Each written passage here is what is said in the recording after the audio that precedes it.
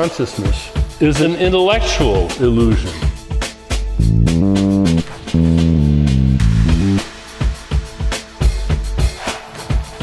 The Earth and its oceans are a giant ventilator upon which all of our lives depend.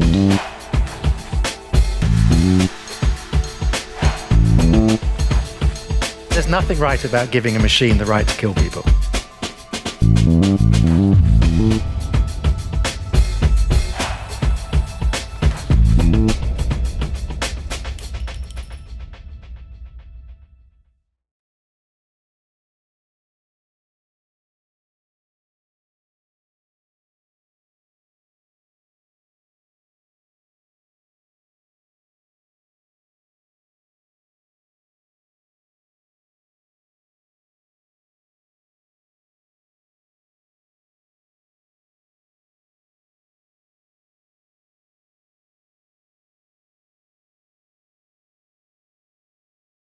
Good evening and welcome to Zero Carbon World. My name is Professor Stephen Foster.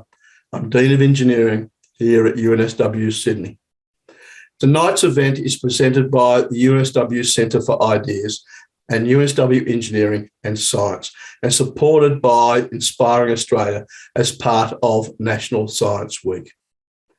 I would like to acknowledge the Bidjigal and Gadigal people that are the traditional owners and custodians of this land. I would also like to pay my respects to the elders, both past and present, and extend that respect to other Aboriginal and Torres Strait Islanders who are here with us tonight. From the UNSW perspective, by 2031, I hope that we would have helped solve the energy side of the sustainable economy with grid-wide solutions in place. And we will have helped play a major role in minimising carbon across the industrial sectors of our economy. Indeed, it's my view that we either have in place now sufficient knowledge and understanding of how this can be achieved, or the research needs identified for the solutions, to the extent that within 10 years after we start, we can have in place the pathway to achieve our goal to a 2050 carbon neutral economy. A big picture view and vision is needed to solve and deliver on big solutions. It is now my pleasure to introduce this evening's host, journalist and author Sarah Dingle, who will be leading the conversation. Sarah. Good evening and welcome to Zero Carbon World. Today we're talking net zero, getting to the point where we're taking as much greenhouse gases out of the atmosphere as we produce. We're going to be asking a group of speakers with very different perspectives and expertise to share with us their view of the challenges and opportunities that lie ahead. In a few short weeks, the Glasgow Climate Change Conference begins. And we've been hearing a lot already about zero carbon, net zero, and the dates by which different countries say they'll achieve this. Tonight, we're getting stuck into the enormous project of decarbonising our economies and how science, technology, business and industry are working towards this goal. On the energy side, we'll be hearing from UNSW Energy Institute CEO Justine Jarvinen. Leading UNSW climate scientist Andy Pittman will take us through that science and how fast we need to move. And we're going to talk to leading climate advisor to the business community, Emma Hurd, and business leader, green investor and former Australian Prime Minister, Malcolm Turnbull, to explore the challenges and opportunities for business and industry of a zero carbon world. What do you think is the most important thing that people need to understand about the zero carbon future? The urgency of it. We have so little time left and it's running out quickly. So I think net zero can be achieved via extremely deep and very fast cuts in emissions using a range of existing technologies. But there will be a gap left between what can be achieved in that way and zero. And that little gap, that little remaining bit, can be filled with technologies like carbon capture and storage. So we don't need new technology. We just need to urgently implement our existing technology, and we need to do that now. The most important thing we need to understand is that it's not just coming, it's here, that there's huge opportunity for us, for Australia, for all of us as individuals to participate in it, and that the capacity that all of us have to make a huge impact on climate change is very real. So don't be disempowered, get active and get involved. We've got the ingredients that can create a zero carbon future. And Australia has a track record of getting solar PV technology out of the lab and deployed at enormous scale across the world. And we're now standing on the cusp of a hydrogen economy and an electrification economy. And these provide the opportunities to transform Australia. But for really wicked problems like a zero carbon future, we need to collaborate. Change will happen when we combine research and know-how with foresight and capital, with channels to customers, with supportive policy, and with people who want to make a difference.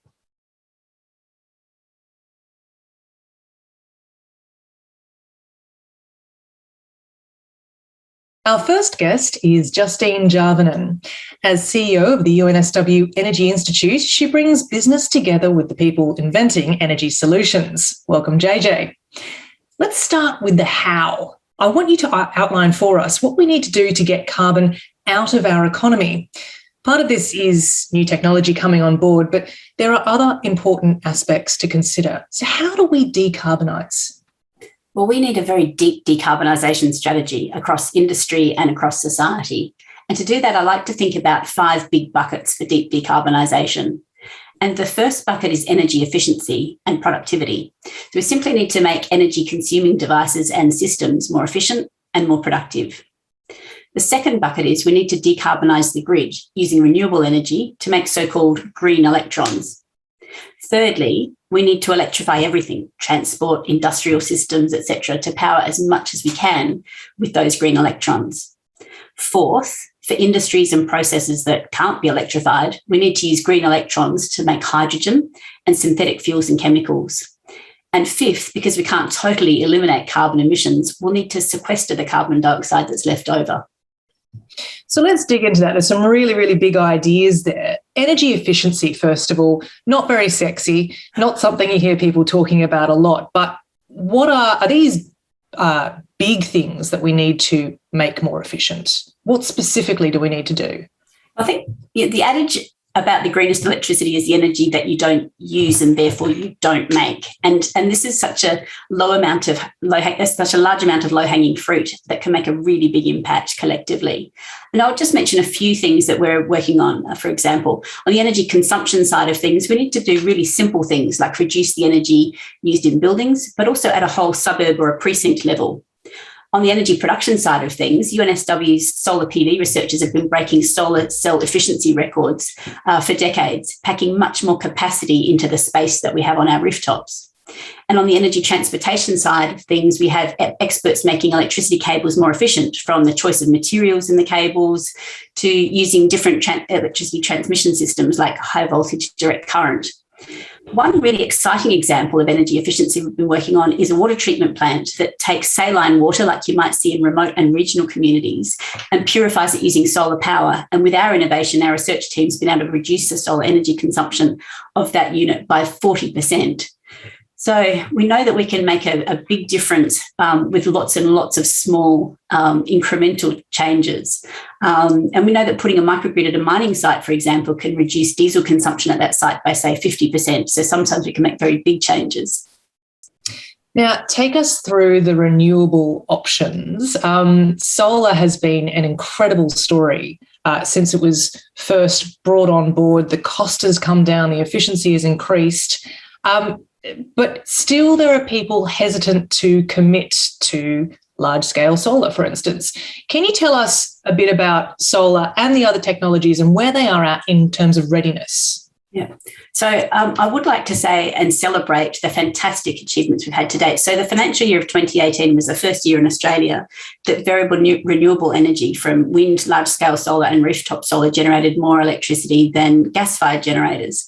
And the following financial year was the first year that it generated more electricity than brown coal. Still lagging generation from black coal, but the economics of that are really being squeezed. And I'd like to sort of celebrate the history of getting that solar technology out of the lab and into the world, because UNSW's innovations for solar PV panels are now in 90% of the panels being manufactured around the globe. And so the impact of that's been absolutely astonishing. I've been to visit slums in India where people have electricity because of affordable solar panels. And our carbon footprint's reducing not just from that rooftop solar, but from vast solar farms, which you've alluded to. So we've created enormous economic value for society and commercial value for companies. And also, obviously, that decarbonisation. And there's still roads to go with solar. It's now worth more than $100 billion per annum as an industry. But we're working on things, for example, of substituting some of the silver in panels for copper, and that's also increasing the efficiency. And some of my colleagues are working on a solar skin concept to deploy on the side of buildings, not just in rigid rooftop panels. Some of the other less well-known technologies are going to come from the fact that a lot of the renewable energy is variable, and that's where some of the hesitancy comes in, because it depends on weather. And so for that, and to make people feel more comfortable about that, we need energy storage solutions. And that's going to involve batteries primarily, household batteries or big batteries attached to solar and wind farms, or community batteries. And there are other types of batteries as well. So not just lithium batteries, but batteries provide long duration storage, such as vanadium flow batteries, which have enormous potential and were invented by one of my colleagues, Professor Maria Skylas-Kazakos. We also need batteries that are recyclable, and batteries that are made from recycled materials. Otherwise, we're trading a carbon dioxide problem for a different sort of waste problem. And there are lots of other storage technologies as well. So pumped hydropower like Snowy 2.0, compressed air systems and flywheels, and hydrogen. And I can talk more about that in one of the other buckets as well shortly. Some of the other technologies that I think are really important in helping people to feel more comfortable about variable renewable energy is demand response. So helping to match electricity demand to when the variable renewable energy supply is available. And maybe that's something as simple as automatically running your dishwasher when the sun's shining, but it could also be massive, being able to use renewables in high temperature industrial processes such as aluminium refining, for example. And another important concept is virtual power plants, where we harness whole fleets of solar and batteries and other energy devices that might be spread across a neighbourhood and deploy them collectively in a more orchestrated fashion. And of course, I could keep going on because I haven't even talked about less variable renewable energy like wave power or more modern nuclear reactors. Now, I do want to get to green hydrogen because it's fascinating. But before we do, just one quick question. In terms of the storage challenge for renewable energies, where does hydropower fit? Is it batteries first with a smaller role for hydropower? Is that how you see the spread?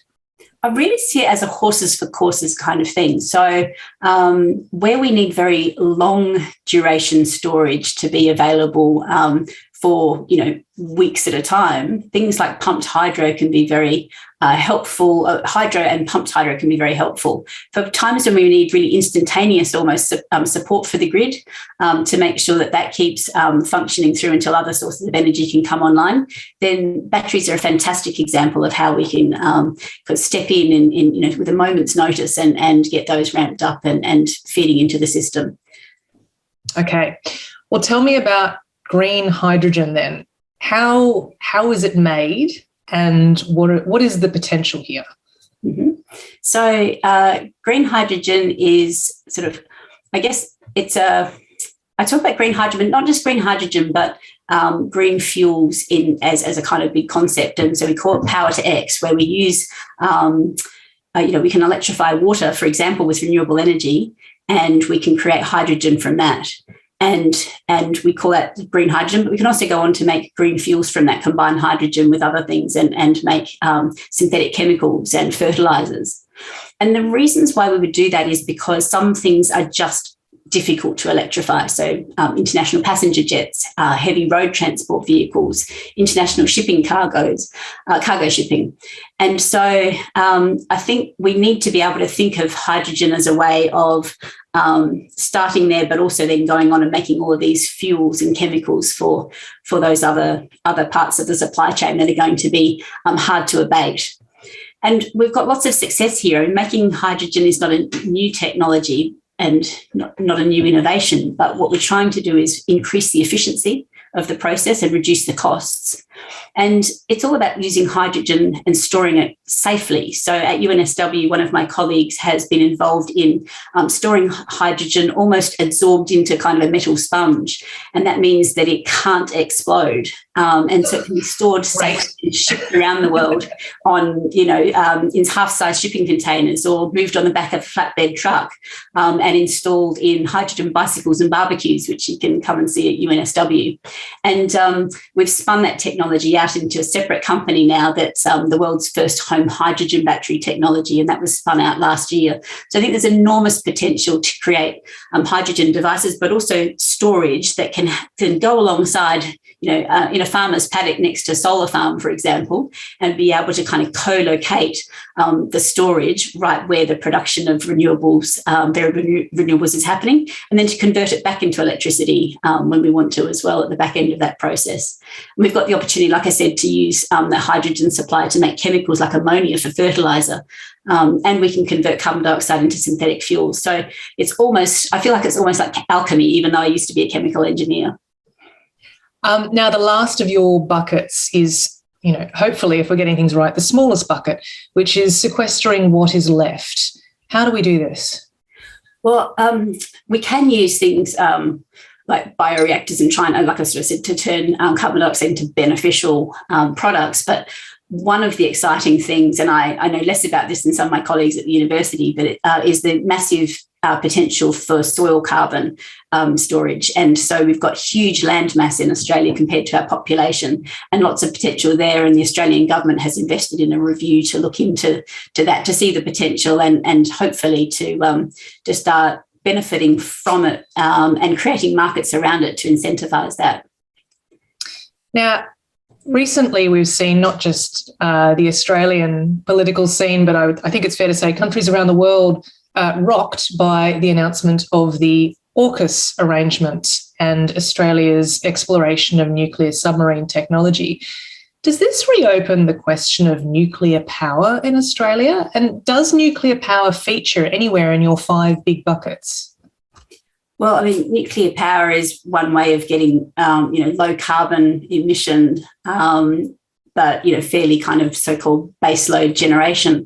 And the new designs of nuclear power are much more flexible and so could fit in with a much more variable grid. And so there's some advantages there, but they haven't been deployed. They're only starting to be licensed overseas. And I think the challenge in Australia is that it's, we have prohibition on nuclear power here. And so that question is more than, the technology and the commercial and economic side of it. It's also a conversation for our policymakers and lawmakers.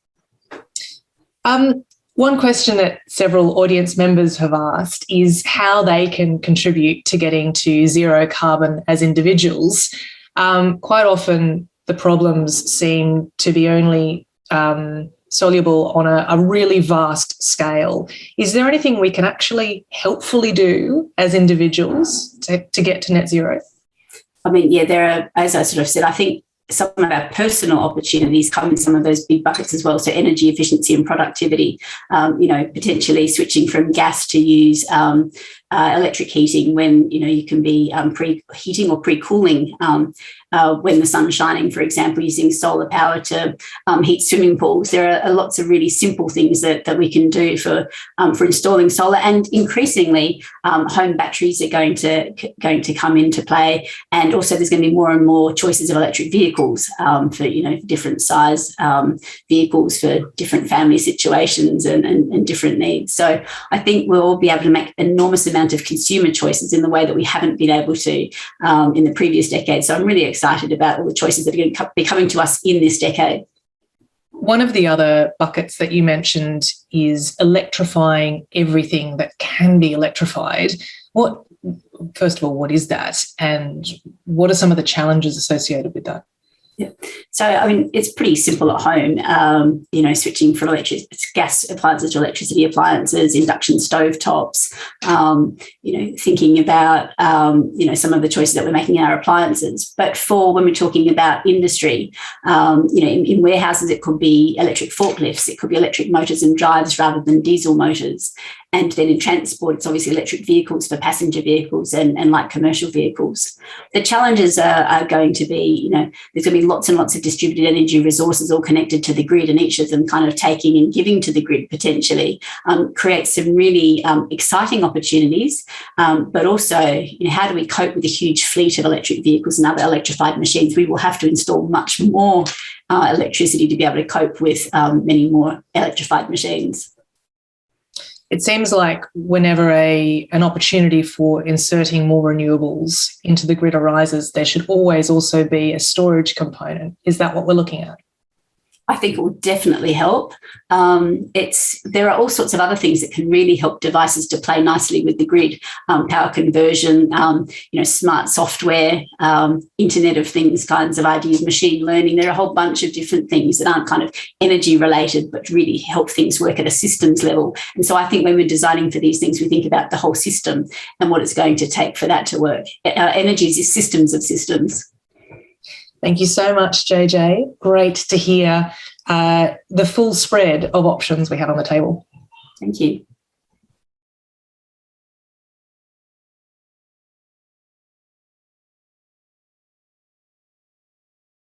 Our next guest is Professor Andy Pittman, the Director of the ARC Research Centre for Climate Extremes.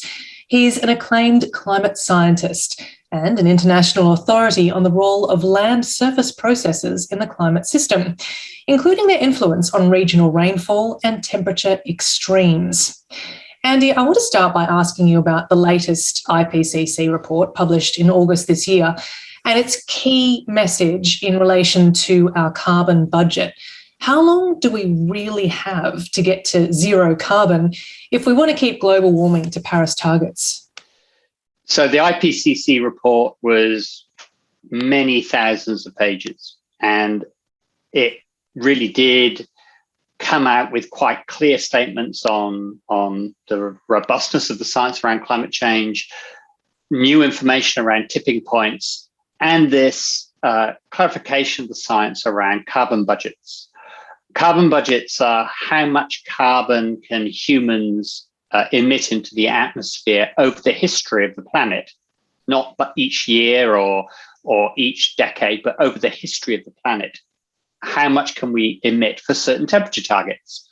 And the headline statement in the Intergovernmental Panel on Climate Change report was, if you want to limit warming to 1.5 degrees, there's about 500 billion tonnes of carbon left in the budget for a 50-50 chance of avoiding 1.5 degrees. So I want you to imagine a coin and toss it. And if it comes down heads, it worked. And if it comes down tails, it failed. The IPCC also give you the numbers for an 83% chance of avoiding 1.5 degrees. And that reduces the carbon budget from 500 billion tonnes to 300 billion tonnes, which sounds a lot. But at current emission rates, that's 6 years to get to net zero emissions, which is a little bit confronting. So most climate scientists see avoiding 1.5 degrees as no longer viable. It's a political construct. It's not a scientific construct. 2 degrees remains feasible. We have to get to net zero by about 2040 for an 83% chance of avoiding 2 degrees, assuming current emission rates. So it's extremely confronting to avoid 2 degrees, but it's still possible. And indeed, 2 degrees is not good. It's significantly worse than 1.5 degrees, but it's significantly better than 3 degrees. So it really depends on how ambitious we are as a species. And when we talk about net zero by 2050 or 2040 even, does that presuppose a lot of the reduction being done in the earlier years rather than backloading it all to the later years? So those numbers I gave assume we currently emit at the current rate and then we stop. It's absolutely true that if we could very, very deeply cut very, very quickly, it extends those dates a little bit. Equally, if we don't do the hard yards now and we leave it till the end of the period, then it doesn't extend those time periods. So it's absolutely true there are variations on those numbers depending on how rapidly we cut, but not really for the 1.5 degrees, because, as I said, it's 6 years.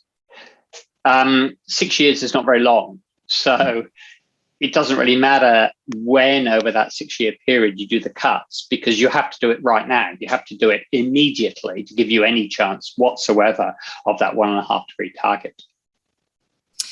One of the key things we need to do to somehow get to a zero carbon world is to have science, business and communities working together towards common goals.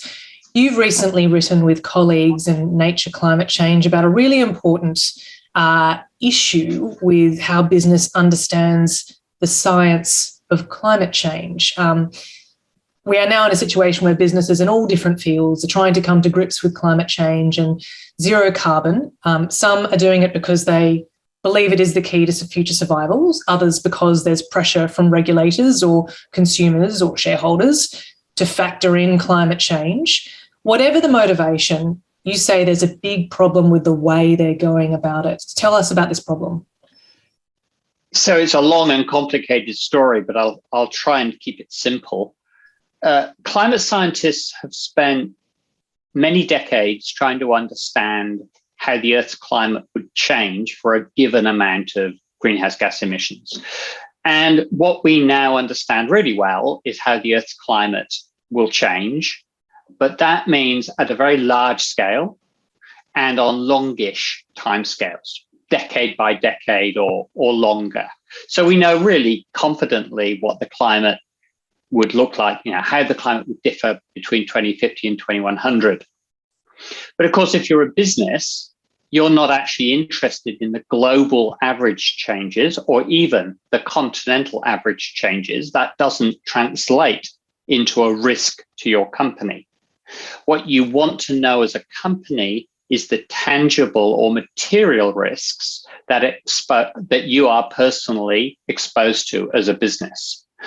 And climate science has never really worked on those scales. It's not been the raison d'etre for climate scientists. We've been trying to understand how the climate will change globally or at a continental scale. So we've won the argument, finally, that there is a material risk to the planet from climate change. And I think groups like the Network for Greening of the Financial System, the APRA, recently the Reserve Bank, and the Bank of England and many other organizations have recognized there's this material risk to business. But I don't think they've really understood the information content in what climate science provides, which is at these large scales and long timescales. So what we have to do is close that gap between what we know confidently, which is what will happen to climate at large scales and on long time scales, and translate that into risk at a granular level or at an entity level or an asset level. And there are ways in research to tease out some information. For instance, what will happen in northern New South Wales compared to southern New South Wales, or what will happen in the coastal regions compared to the inland regions. We can do those sorts of things. But I now see many organizations looking at risk to individual properties or risks to individual pieces of infrastructure. And I think that's profoundly misleading. It's way beyond what the climate science can give you accurate information on. And that's what we wrote about in that Nature Climate Change paper, that gap between what we know for sure and what information allows business to assess risk. There's a massive gap between those two things that we're trying to work with various organizations on closing. So businesses using climate models developed by scientists and released publicly to collaborate, but they are not using these tools with any great expertise or accuracy. Is that what you're saying? They're not using them for the purpose for which they were designed. They're certainly not using them for the purposes for which they were designed. They are... That's not their interest. Yeah, so I have actually seen a business claim fidelity in climate change information at the scale of a property because what a climate model does, what a climate model that produces the future climate does, is it solves a whole bunch of equations, and I can give you the number to 30 significant figures. Extremely precise. But we all know in science there's a difference between precision and accuracy. I can be very, very precise in what I say, but it can be wholly inaccurate. And at the level of an individual asset or property, the information from our models is wholly inaccurate, even though it's extremely precise. I hope that makes some form of sense.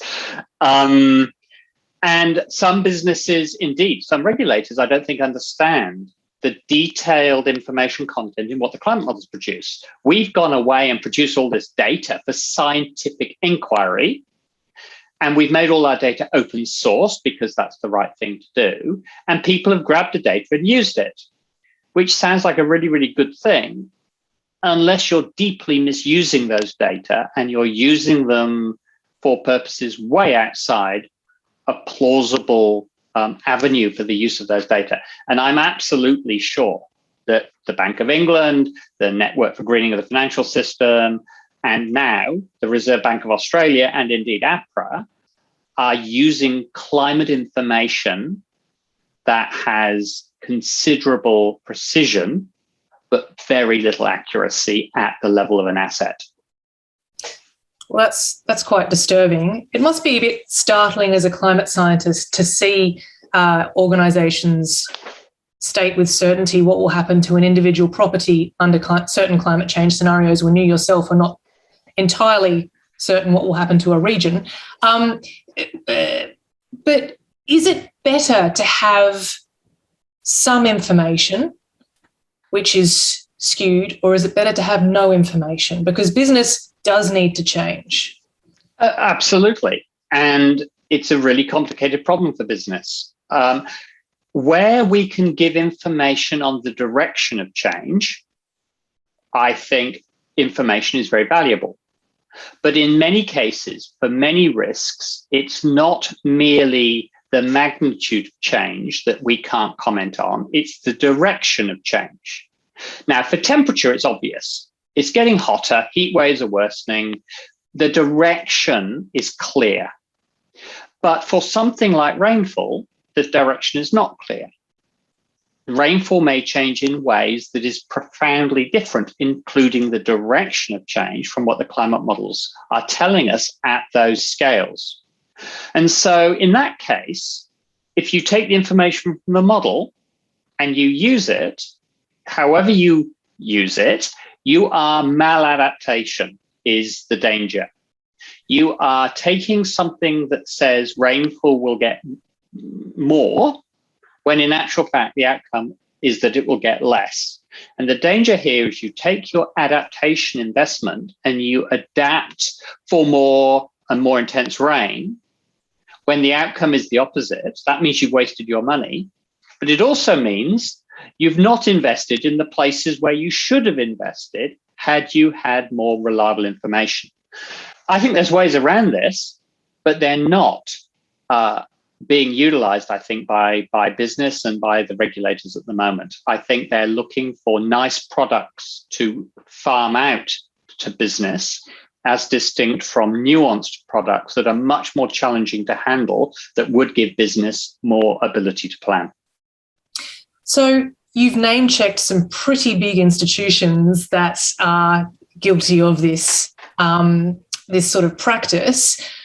What can we do to fix this and make more good science accessible to business?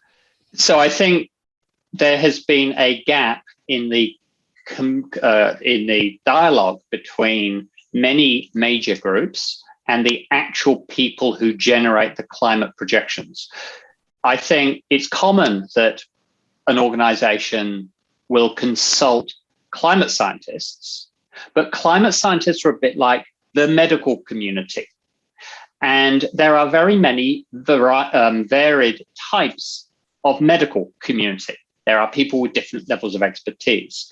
I don't think groups like the Network for the Greening of the Financial System or the Bank of England or the Reserve Bank or APRA have consulted the people who generate the projections, the actual people who are the engineers building the models from which data is provided that can be used. And I think that needs to be opened up in a genuine dialogue to understand exactly what the models are fit for and what they're not. And do we need an intermediary between those groups too? I'm not talking about, a helper. I'm talking about a third profession, perhaps. The analogy was made in the paper that you mentioned of people who sit between the modelling, the engineers, and the users of the information. By analogy, if you want to know the weather for the weekend, you do not access petascale data and personally mine that data to understand what the weather forecast models say about the weekend weather.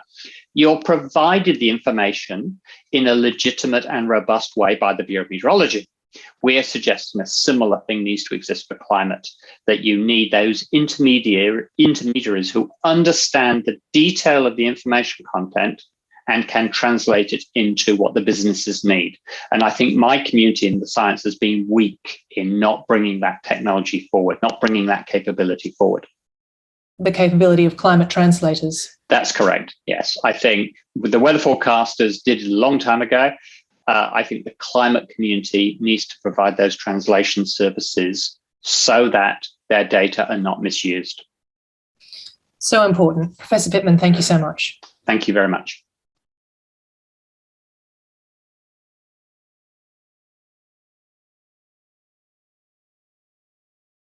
Now it's time for Emma Hurd. With a background in finance, Emma was the CEO of the Investor Group on Climate Change for 6 years before becoming EY Oceania's Climate Change and Sustainability Partner. Emma, you work with business, investors, financial institutions. Right now, we're going through a once in 100 years transformation on the scale of changes like the Industrial Revolution. What kind of work are you doing with investors and with companies to respond to this enormous challenge? Yeah, and I think it is in many ways a really interesting and exciting time to be working in the climate change space, to be honest, precisely because of the scale of the challenges that we're actually seeing that organisations of all types are dealing with in understanding climate change issues and impacts for their organisation. So we're working with everyone from large carbon-intensive companies that are trying to understand what their future looks like in a decarbonising world. So how do they evolve their business to thrive and to prosper, sometimes to completely rewire themselves to be operating in a zero carbon economy.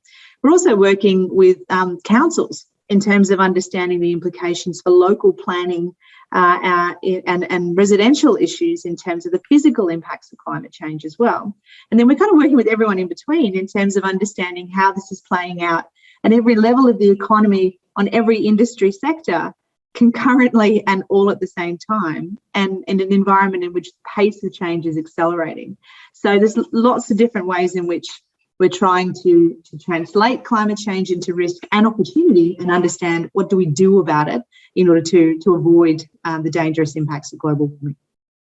And what kind of responses do you see from business and financial institutions and investors? Are people keen to do something but unsure how to do it, or is there some reluctance to accept perhaps the need for change?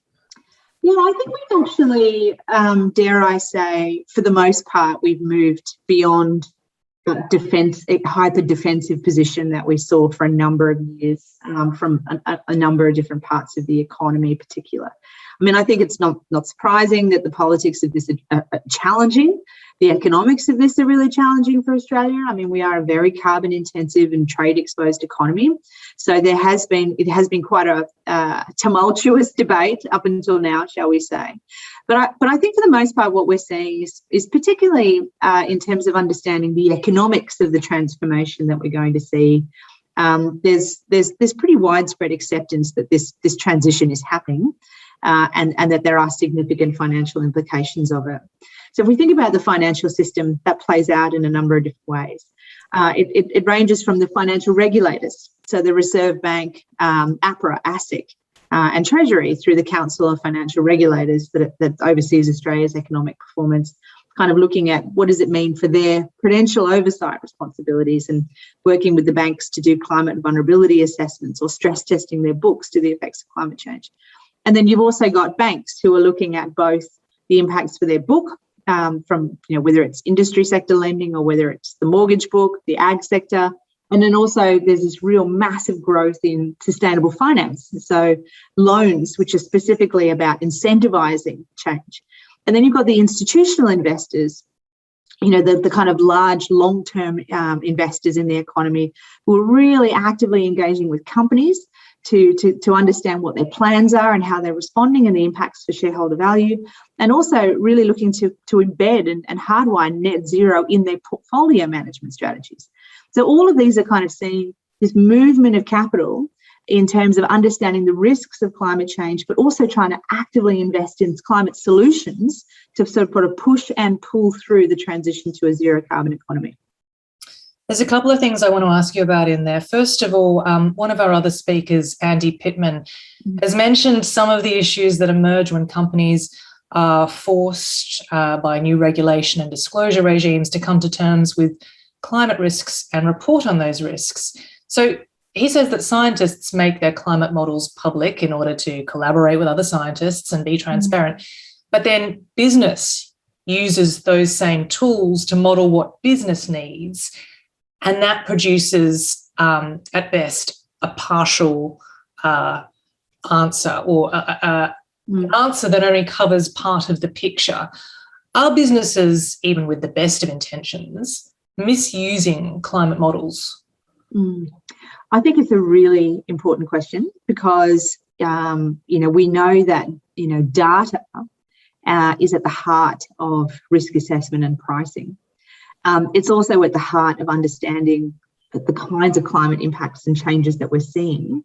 And both climate scientists and the finance sector are trying to look forward and understand how these impacts are going to play out in terms of the physical impacts of climate change, but then also how do you turn that into financial metrics? So how do you take climate science and take traditional financial risk analysis and bring them together to have a proper understanding of the kinds of financial impacts we're likely to see? It's incredibly challenging, and I don't think anyone would claim in the finance sector that they're absolutely nailing this at the moment, because it is incredibly difficult. And I think it's really important that we hear from the climate science community around being fully aware and alive to the limitations of the data, and to ensuring that the finance sector is really actively working with climate scientists such as Professor Pittman in terms of really deeply reflecting those challenges in the risk assessment processes. But the challenge that we have is that this is a situation whereby, as the climate science is getting better, investors and banks are also having to make active decisions in a dynamic environment. So one of the best analogies that I've heard in this regard is that the finance sector is simultaneously building the plane and flying the plane at the same time when it comes to trying to translate climate into financial risk assessment. So we have to keep building the plane, but we can't stop moving forward in terms of understanding it. So it's a really live and interesting conversation that's really actively needs to be pursued as well. Does business need a translator, like Pittman suggests, a sort of a climate science reporting mechanism for business, like the Weather Forecasting Bureau for, meteorological changes and atmospheric science? Do we need that kind of middle person or middle organisation for business? Yeah, this is such an interesting question. And one of the things that I've seen in the last, say, 20 years of working in this area is that we're seeing the recognition that we have a whole range of new skills, capabilities, and roles to be understanding these issues. Like, 20 years ago, we've kind of had this kind of this expectation, and I feel quite bad for the climate science community, because not only have they been attacked for the actual evidence that they've been putting forward, like nobody likes to spread bad news, but they've done it admirably. But they've also been then attacked for being insufficient communicators of the challenges, because we didn't want to hear the message, it was somehow their fault in the way that they were telling it. And now we're expecting climate scientists to also be financial risk modelers and data analytics experts in terms of translating science into financial risk. So I think, the expectations of climate scientists, I mean, don't get me wrong, they've stepped up to the plate every time, but I think it's a bit unreasonable to expect that we should ask them to stop doing the pure science that we need them to do and then become business experts at the same time. So, I mean, this question around, do we need new skills and capabilities? Do we need science translators for business? Do we need business people to be more scientifically literate? Yes. Do we need science people to be a bit more business literate? Yes. But is there something in between, which is a specialist skill set for actually, whether it's, climate risk analysts or climate risk analytics? I think it's a really interesting question. And I actually think we are beginning to see some specialist providers coming into that gap. And this is an area which is really rapidly evolving. You talked a bit about companies getting out of certain sectors before. There are some really interesting challenges for companies on the road to decarbonisation. And the recent BHP Woodside deal kind of illustrates this dilemma. BHP has sold off its fossil fuel assets as part of its push to become greener. Woodside has taken them on. Do companies need to get out of fossil fuels, or do they stay in them and close them down responsibly? What do you do? Yeah, cracking question. I mean, this is actually a challenge that lots of different industry sectors are facing, including the investor community. Do you divest, do you decarbonise, or do you decommission carbon-intensive assets? And what's the role and responsibility of different players in that decision? Companies really need to be understanding where the carbon risk is in their portfolio of assets, also where the emergent opportunities are, which is, I think, what BHP have been arguing quite strongly in terms of what they term future-facing commodities. But then also, how do they make that switch? So how do you make that switch while continuing to generate returns for shareholders, and also, shifting that capital allocation into emergent industries, and then play that role in responsibly decarbonising or decommissioning assets? And there's no clear and hard opinion on this at the moment, which is consistently applied across the market. There's lots of schools of thought around how quickly we need to make this change, and then how you actually do it economically. But companies are in some really rough positions here in terms of knowing where they need to get to, but the path to get there is quite challenging. On the investor side, you also see the same challenge around, do you divest from carbon-intensive, high-risk companies to get the emissions out of your portfolio, or do you stay and actively engage the company to decarbonise? Or there's an emerging school of thought around, should there be specific financial instruments which are targeting closures and decommissioning and costs associated with shutting down some carbon-intensive activities? So the 3 Ds are a very live debate at the moment. And other companies are also kind of saying, well, part of our transition journey is to diversify our portfolio of assets, to create revenue streams, to allow us to invest in new emergent opportunities. And that can sometimes, from a carbon pathway perspective, be up before it's down. And the question that all of us have, both as shareholders and as a society, is, what do we want that trajectory to look like? What do we think is acceptable? And how do we manage it on the way through? And I think that's two examples of two companies that are dealing with precisely those issues at the moment. What about when there's a probably short-term carrot just dangling in front of your face, coal prices going up and up and up and up, and companies may wish to ultimately get out of fossil fuels, but there is such a strong temptation to stay in them for a little bit longer. Yeah, I mean, this is the mythical beast of the market, right? And this question around whether it always behaves completely rationally. And sometimes when you think that they will reward companies for making the short-term profit, they don't, and because of the longer-term risk that they're taking on. And sometimes when you think that they'll reward companies for acknowledging and responding to the longer-term risk, they don't. They punish them for not generating the short-term profits. It is a little bit hard to pin it down to one specific element or another, because there's always multiple factors going on, both in terms of the wider market, but also in terms of the company's wider structure and strategy as well. So it's difficult to pinpoint in one particular area that something is absolutely related to carbon and carbon strategy. Having said that, and like a true market representative, I'm going to completely contradict myself and say, but sometimes you can. And sometimes what you do see is that markets, while they might go up and down on short-term profit taking, the trend is definitely consistent. And you're definitely seeing that in terms of, say, thermal coal, for example. That longer-term structural shift is happening even with the short-term cyclical price spikes. And different types of investors will look to the long versus the short-term signal. But even at a certain point, the short-term investors start to get out as well. So it is the direction of travel and the speed of the travel that you look to in terms of market shifts, without getting overly distracted by the day traders and the day price shifts, which are reflecting what's happening in the market in the opening hours of the listed exchanges today as well. Mm. For many of us, it feels like we're now in a new era, the era of seeing the impact of climate change. In the last couple of years, we've had bushfires, floods, extreme weather events, also political changes, particularly in the US, where the Biden administration is taking a very strong line on climate change, and the EU obviously has done so for some time. What does all of this mean for Australia? Next year, regardless of who wins the election, we will have a new government. What does that new government need to do? I think, let me settle back while I roll out my long wish list. I think there's probably, I could distill it down to a few key points, which I think is really important for the Australian government to be actively considering and actively managing.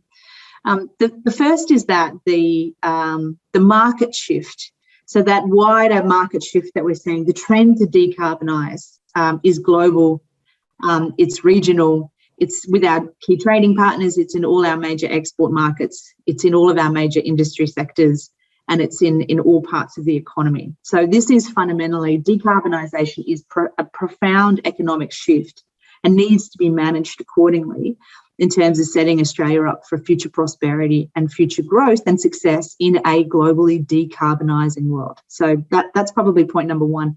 I think at the moment we have pockets of good activity, but we're not viewing it with that level of urgency from an economic perspective that we should be. But secondly, I think in terms of how we should be both decarbonising and responding to the economic trends, I should say. But secondly, as well, I think we need to urgently be responding and reflecting to the physical impacts of climate change, which are here and now. And that means both getting better at planning for a future world with more extreme weather conditions. It means really bolstering our skills and capacity and data services that you were talking about before. But it also means protecting our natural biodiversity from the physical effects of climate shift that we're likely to see. I mean, we know that climate change is a threat multiplier for biodiversity impacts that we're already seeing in terms of Australia's wildlife. And that was particularly evident with the bushfires most recently in terms of the impacts for nature as well. And then I think thirdly, we need to get across the opportunity provided here. I mean, Australia is amazingly well positioned in terms of our whole value chain, in terms of the skills and the people we have coming through universities and the R&D and the innovation. In terms of our natural resources, again, is delivering here in terms of having the capacity to be in the supply chain of the future, of the industries of the future in a decarbonising world. But also in terms of the kind of society we want to be and the kind of jobs and the kind of contribution we want to be making. We have an opportunity to get ahead of this in terms of really going hard after the technological innovations and working with impacted communities to skill them up and gear them up for the industries of the future as well. So that transformation plan to really benefit from the opportunities for Australia, I think, is incredibly important. So I could list a massive list of specific policies, but I think recognising the economic shift, recognising the physical impacts and recognising the opportunity and hardwiring that in our national policy response is probably what I would be strongly suggesting. I am going to ask you to get a little bit specific. We know net zero by 2050 is good, but if we're going to do that, we actually need to substantially reduce emissions by the end of this decade, so by the end of 2030. If you were advising the new government in 2022, so 2 years already gone, what are the few big things you would tell them that they absolutely should do? Yeah, okay. Look, to get very specific, and if you're looking about the term of government, then we absolutely need to increase our 2030 target. We are significantly out of step with our allies and our trading partners, and with what's expected of signatories to the Paris Agreement in terms of reviewing and ratcheting up our commitments for 2030 targets. So even in 2022, I think hopefully by then we will have a higher 2030 target.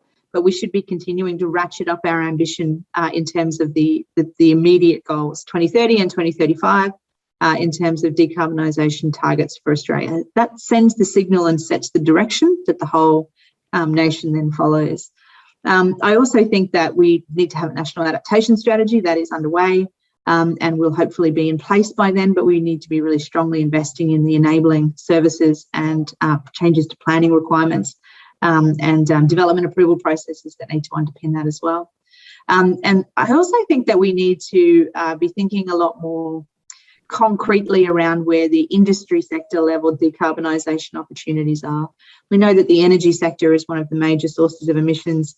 At the moment, we're tumbling forward in terms of decarbonising the electricity sector.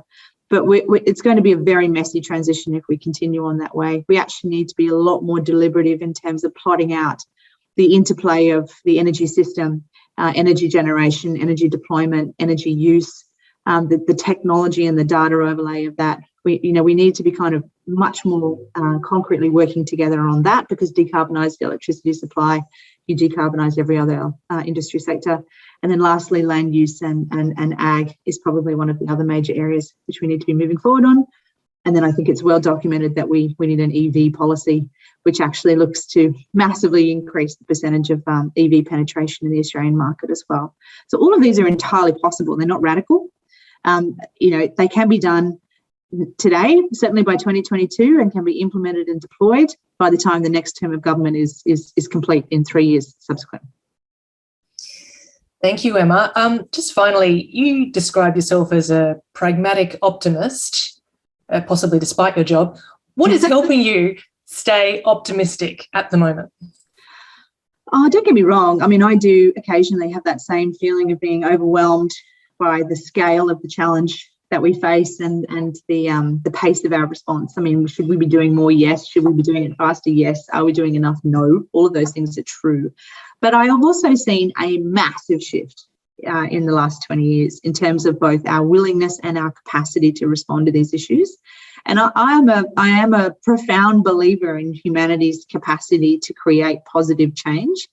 And in this area in particular, I think we are both on our way and have a lot more capacity to do a lot more. And I think that change is accelerating. And we're kind of making significant progress in terms of what we're achieving as well. I mean, the question is, the clock is ticking, or rather the temperature dial is ticking. I'm not quite sure what the analogy is there. Can we avoid the worst impacts? I would like to say yes, because I am an optimistic, but I also think we have the capacity to do it because I'm a pragmatist as well. Thank you, Emma Hurd. Lovely to hear from you. Thank you.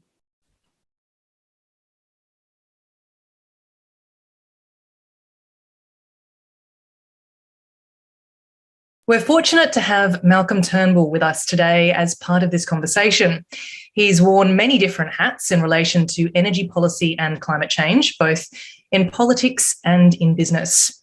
He's an investor, a business leader, a former Minister for the Environment and Water, the former member for Wentworth, and the former Prime Minister of Australia. Malcolm Turnbull, you have a number of roles currently in relation to companies focused on zero carbon.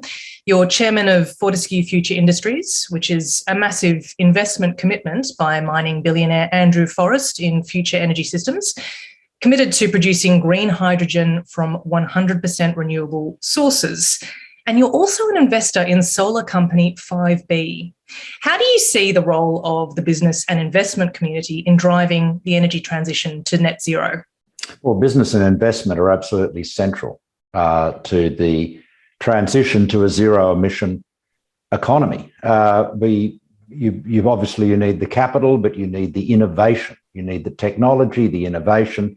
You need the capital, both risk, pointy end risk capital of the kind Lucy and I deploy in our venture capital business, and also the big institutional dollars to back the infrastructure that is needed to deliver a clean energy economy. And so you need, big dollars building pumped hydro schemes, solar farms, transmission. These are all, this all calls for big institutional investment. And I think you also need the banking sector, finance sector generally, to stop financing fossil fuel companies. I mean, really, we saw yesterday Xi Jinping, the president of China, saying that China would no longer finance coal-fired power stations outside of China. They've been the biggest funder of coal-fired power stations in the developing world. And that's, followed commitments from the G7 and South Korea, Japan being a big part of that as well, of course. So that's vital. Look, the urgency is so intense. Everybody has to play a part, and every lever that can be pulled needs to be pulled. We've got to stop burning coal and gas, and we've got to stop doing it quickly. This leads to a question that we have discussed with some of the others. If you are a company with exposure to fossil fuel industries, do you immediately divest from those assets, or do you manage them responsibly to a close? What do you do? Well, you have to, you can't just shut down infrastructure overnight. You can't just it's like if every coal-fired power station in Australia, or even a few of them, were to close down tomorrow, you would have enormous blackouts, So you've got to have, as I used to say when I was Prime Minister, engineering and economics. You've got to plan your transition. So you've got to look forward and say, right, we want to close down these coal-fired power stations. And, frankly, their economics are being undermined by, very cheap renewables, solar and wind in particular. So we've got to close them down. Right. So what we've got to do is make sure that we've got the capacity to maintain reliability and security in our energy supply after those, old coal-fired clunkers are shut.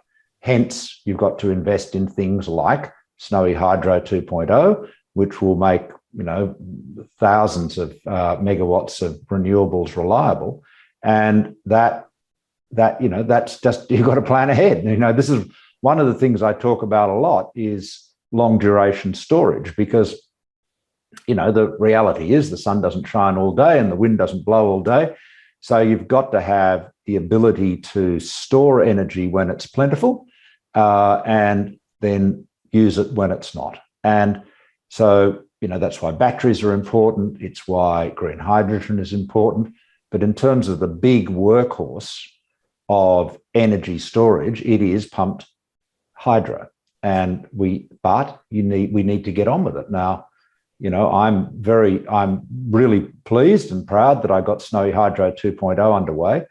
And I put a lot of effort into accelerating that. And I'm sure that will be completed on time. But I'm troubled, very troubled, that because of, government's dithering and bureaucracy and vested interests, we have not yet got the transmission in place to carry that additional electricity from Snowy 2.0 into the grid. And there is a real likelihood that when Snowy Hydro 2.0 starts generating in 2025, and no doubt there'll be lots of hoopla and, people being so proud of it, we won't have the transmission to allow it to do its job. I mean, literally, people will be saying, whoops, we forgot to plug it in. Now, this is, I'm not kidding about this. This is a real risk. And this is the problem when people do not focus on the urgency of these problems. You have to get on and do it. And hence, particularly with pump storage, because it takes some years to get it done. Or, you can build a solar farm very quickly, a wind farm, quickly, not quite as quickly as a solar farm. But pump storage requires a lot of years because of the planning and the civil works and so forth. Well, in terms of that time required, Snowy 2.0 has blown out both in cost and time. That's not true. First announced. That's untrue, Sarah. It's now estimated to be about $6 billion total cost. No, it's not true. No, the cost of the project as it was, when the proper costing was done, was in the order of sort of $4.5 billion, and it's still estimated to come in at that cost. And it hasn't blown out in time either. They're expecting to be I think COVID has they've lost a few months because of COVID for sure, but I spoke to the company just the other day, and they're expecting to be, having first power at the end of calendar 25. So, but in that time, battery technology is surging ahead. Realistically, is hydropower the big workhorse here? We're already committed to Snowy 2.0. There's no doubt that it is going to happen, but are batteries where we should be looking to the future? Well, I think you've got to have a bit of everything, actually a lot of everything.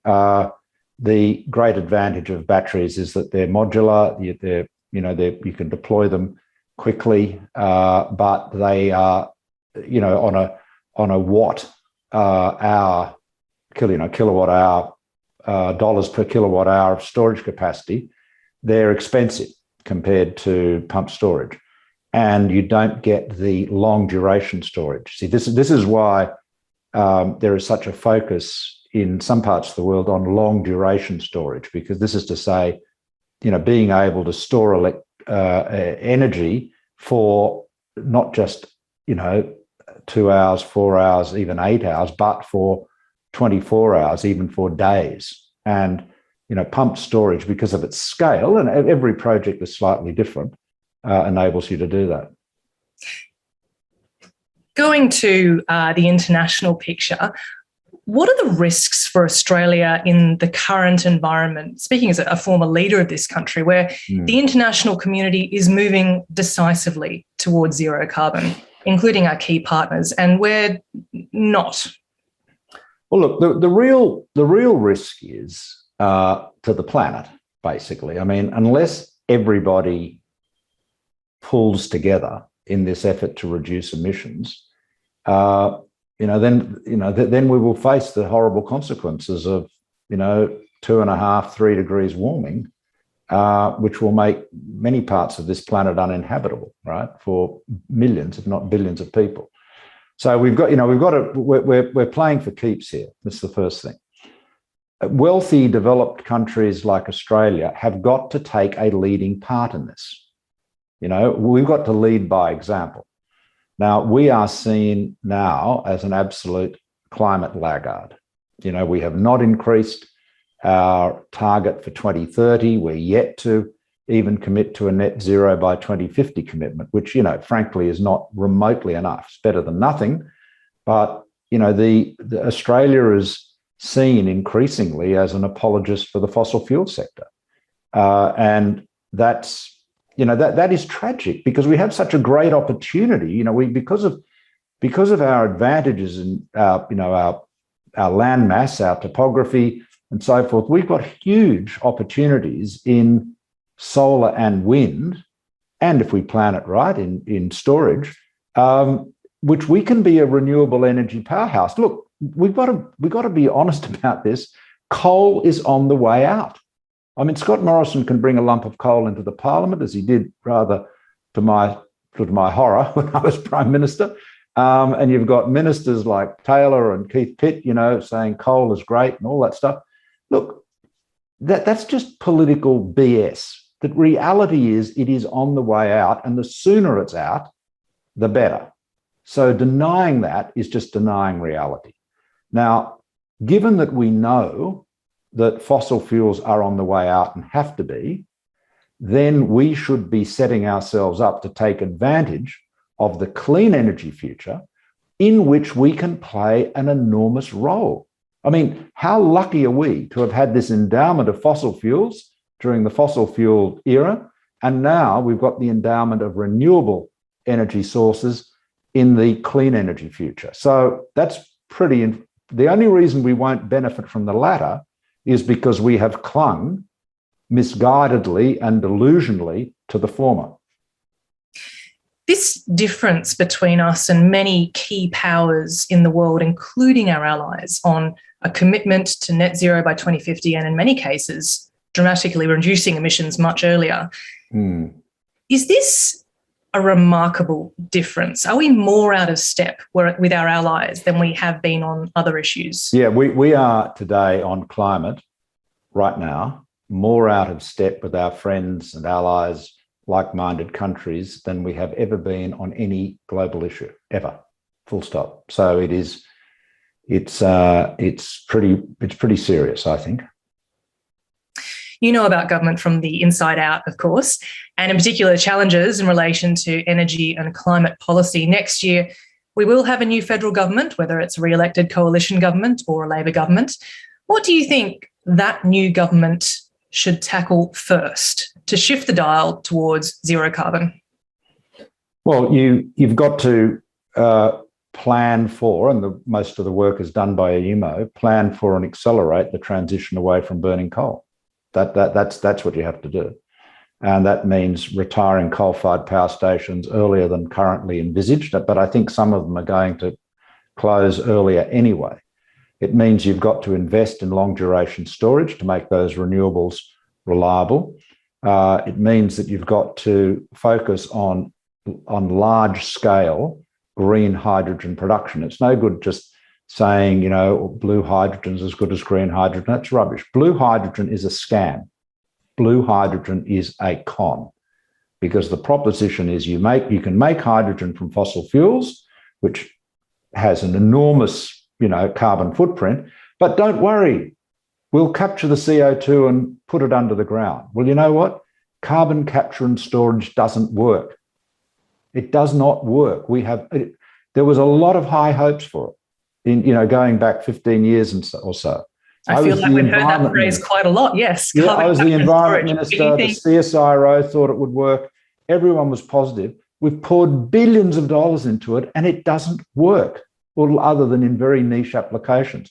But we do know that green hydrogen works. We know that if you take, electricity, renewable electricity, and you electrolyse water, you will get hydrogen. We know that. I mean, that's like the chemistry of all of that is very straightforward. Optimizing it and making it more cost effective is the challenge. So that's what we need to do. We need a real large scale green hydrogen economy, which is why, as you said at the outset, I'm the chairman of Australian Fortescue Future Industries, which is, Andrew Forrest's big green hydrogen play, and also the chairman of the Global Green Hydrogen Organisation, which we're launching later today at the UN, which is focused on making the case for green hydrogen around the world. Although there are some important technological challenges that we still need to address, so many of the solutions are already here. Do you think that some actors still use the excuse of waiting for some amazing future technology to come online as a way of avoiding actually doing something right now? Yes, they do. There's no question about that. This sort of technology, not taxes thing is basically a code for do nothing. It's just deflection in favour of the fossil fuel sector. The reality is technologies will improve. Of course they will. But they're very good now. I mean, the cheapest electricity for new generation in Australia is renewables plus storage. Full stop. There's no doubt about that. We can have our clean energy cake and eat it too. We don't have to pay a premium for our electricity to have green electricity. But what we do have to do is plan it. You can't. This is why back in 2016, after the big blackout in South Australia, I started focusing on this problem of reliability. And that led me to pump storage. And that, of course, led to Snowy Hydro 2.0 and Battery of the Nation. And, putting pump storage on the agenda here. It had sort of been more or less forgotten for a very long time. If you think these issues through in a thoughtful, constructive, practical way, you can see what you need to do. And you have to plan ahead. And that's why I say, you don't want to have coal-fired power stations closing down on 6 weeks' notice. You want to have plenty of notice, and you have to put the infrastructure, transmission, storage, etc., in place so that you keep the lights on when the coal-fired clunkers are happily closed. If the priority is renewables plus storage, where precisely is the role for green hydrogen? Does it come after that for things that we cannot power with renewables? Yes, the answer is green hydrogen has a lot of applications. It is obviously a fuel, so it can be used to generate electricity, but it's probably not the most cost-effective way to do that, but it does have a role as a means of storage. I think so in particular locations, it will have real value there. You can imagine a big solar farm that is using excess electricity when its price is very low to electrolyse water, and they produces hydrogen, and then as the sun goes down, the hydrogen fired gas turbine kicks up, and you are burning in a turbine, or it could be just a fuel cell, but one way or another, you are then converting that green hydrogen back into energy. But I think where hydrogen really has a big role to play is in transport, in aviation, hydrogen fuel cells, of course, in transport, hydrogen as a fuel in aviation. But also, what about shipping, and green ammonia? I mean, shipping is about 8% of global greenhouse gas emissions. Green ammonia, which is obviously hydrogen and nitrogen, can provide a clean energy source there.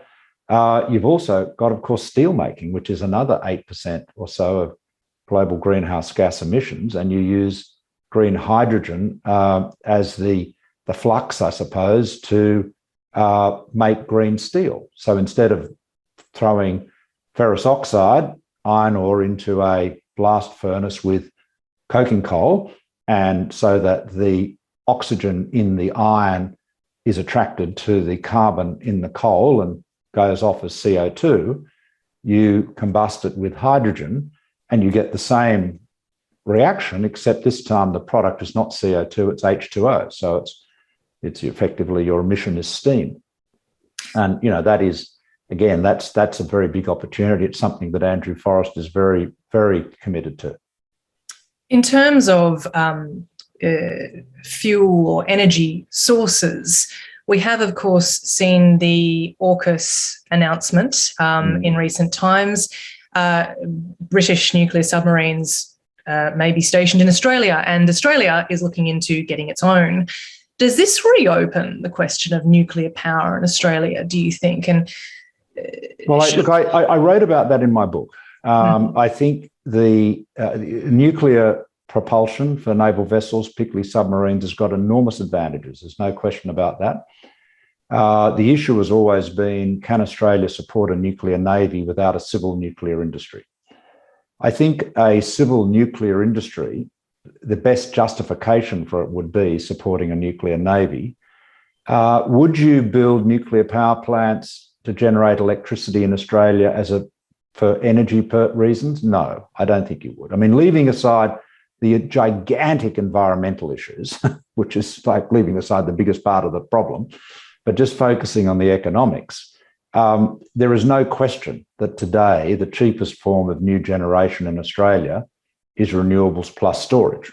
It is so much simpler, so much cheaper, so much, less of a trouble in terms of environmental issues, political issues than nuclear power. I don't see there would ever be a rationale for nuclear power from an energy point of view in Australia. But there's quite a detailed discussion of those issues in my book, A Bigger Picture, for those who want to hear more about what I think on it. Malcolm Turnbull, it's been fascinating. Thank you so much. Thanks, Sarah. Great to see you. That's all we have time for. Thanks to all our speakers for sharing their thoughts on a zero carbon world and how we get there. Whether it's energy from solar, wind, or hydrogen stored in a bunch of metal sponges, the need to change is now. This event was presented by the UNSW Centre for Ideas and UNSW Engineering and Science, and supported by Inspiring Australia as part of National Science Week. Please subscribe to find out about future UNSW Centre for Ideas events by going to Centre for Ideas /subscribe. Good night.